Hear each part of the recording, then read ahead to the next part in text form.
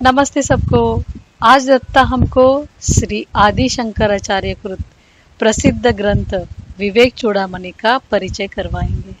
तो चलिए आज शुरुआत करते हैं। वेदांत की शिक्षा लेनी है उसके लिए बहुत ही इम्पोर्टेंट ग्रंथ मानते हैं। इसका विषय बहुत इंटरेस्टिंग है।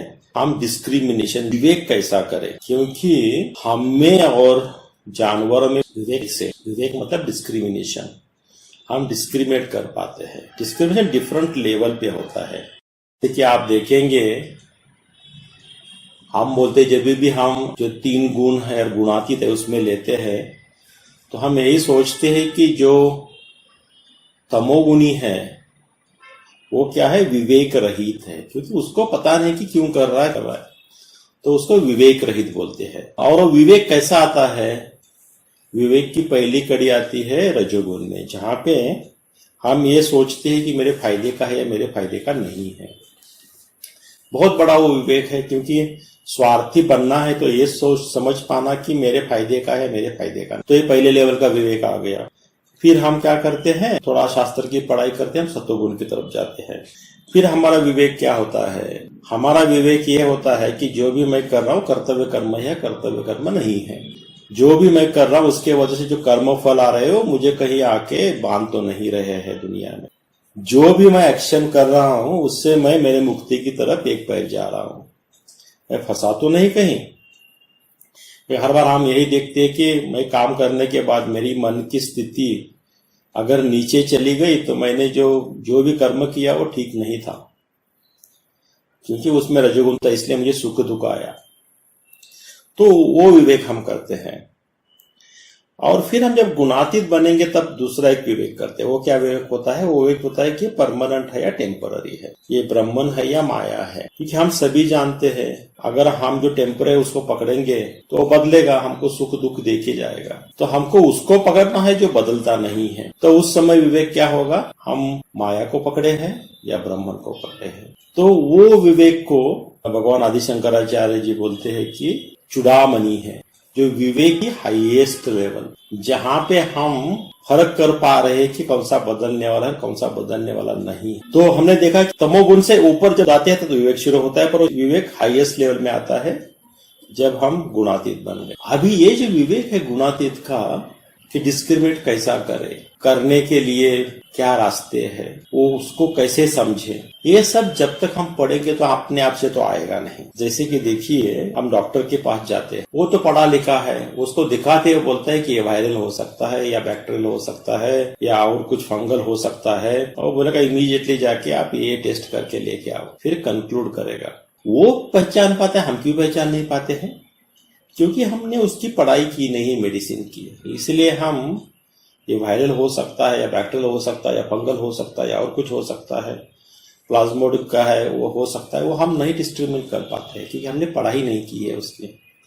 वैसे भी जब हम सीकर बने हैं, वैसे भी जब हम आध्यात्मिक रास्ते पे चलना चाहते हैं और हम डिस्क्रिमिनेट करना चाहेंगे तो हमें वो पढ़ाई करनी पड़ेगी, हमें उसके लक्षण समझने पड़ेंगे, उसके क्लासिफिकेशंस क्या है समझने पड़ेंगे। तो ये बुक में हमको वो सब मिल जाएगा। ये बुक के एंड में हम अगर समझ में आया तो हम डिस्क्रिमिनेट या विवेक कर पाएंगे। दूसरी चीज एक होती है, हम बहुत बार शब्दों का इस्तेमाल करते हैं, उसका मतलब क्या होता है पता नहीं। जैसे कि देखिए, मेडिकल का ही लीजिए, हम डॉक्टर को जाके बोलते हैं डॉक्टर साहब लगता है जरा वायरल है, देख लीजिए। तो डॉक्टर बोलेंगे हाँ आपका ब्लड प्रेशर कितना है, हार्ट बीट कितना है, आपका ये क्या है, आपका वो क्या है। ये वायरल नहीं हो सकता, क्योंकि वायरल के लक्षण नहीं है, क्योंकि वो फीवर वायरल है या वो फीवर बैक्टीरियल है, वो समझने के लिए हमको उसके लक्षण आने चाहिए, उसके क्लासिफिकेशन आने चाहिए, वो शब्द का मतलब आना चाहिए। वो जब तक शब्द का मतलब नहीं आता है, हम ऐसे ही कहीं से सुना हुआ बोल देते हैं, बहुत बार वो गलत। ये इंपॉर्टेंट है। जैसे कि हम बहुत बार आत्मन या आत्मा इस शब्द का इस्तेमाल करते हैं। ये जब भी हम शब्द का इस्तेमाल कर रहे हैं, हम सोचते हैं कि हमको समझा कि वो शब्द खाई। मूवीज में देखेंगे, कोई मरता है उससे एक ज्योति निकलती है, वो ज्योति जाती है, उसको आत्मा बोलते हैं। कोई मूवी में तो 4 स्टेप आगे जाके बोलते हैं कि आत्मा किसी की पीछा कर रही है।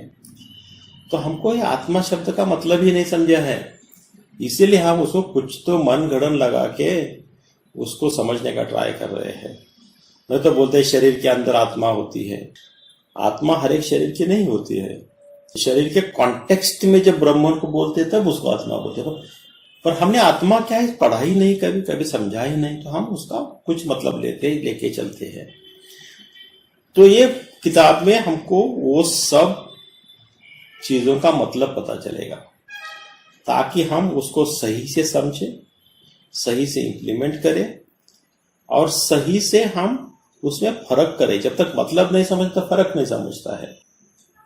ये बुक में ये देखेंगे।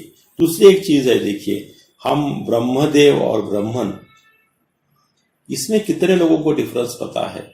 जब हम ब्रह्म बोलते हैं तो हम देवता की बात कर रहे हैं, हम जब ब्रह्मन बोलते हैं तो हम कॉन्शियसनेस की बात कर रहे हैं। जब तक पढ़े नहीं था तब तक हमको डिफरेंस नहीं समझ में आएगा। जैसे कि हम इंद्र बोलते हैं तो इंद्रियों का राजा के बारे में बात करते हैं, किसी के लिए इंद्र देवता है।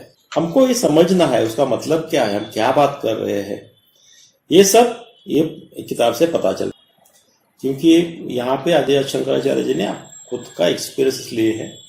उपनिषद और भगवत गीता में आता है, उसका निचोड़ है इसमें। तो अभी देखते हैं आगे आगे कैसे चलता है। श्लोका नंबर 1।